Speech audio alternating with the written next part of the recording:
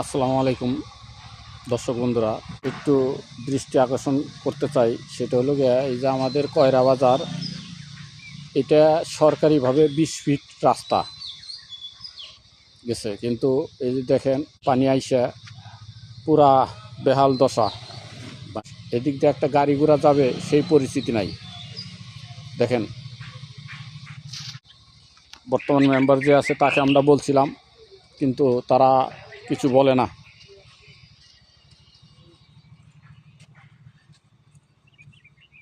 এই যে রাস্তা কয়রা বাজার, এখানে এটা একটা রাস্তা বৃষ্টির পানিতে ভাঙ্গে একবারে তছনছ হয়ে গেছে।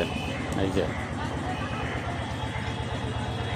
দেখেন এটা একটা রাস্তা, এই যে রাস্তা, এটা 20 ফিট রাস্তা, কিন্তু করতেছে না কেউ। এই যে এটা হলো কয়রা বাজারের রাস্তা, বাজারে যাইতে হয়, বাজারের রাস্তা এটা ভাঙ্গে শেষ।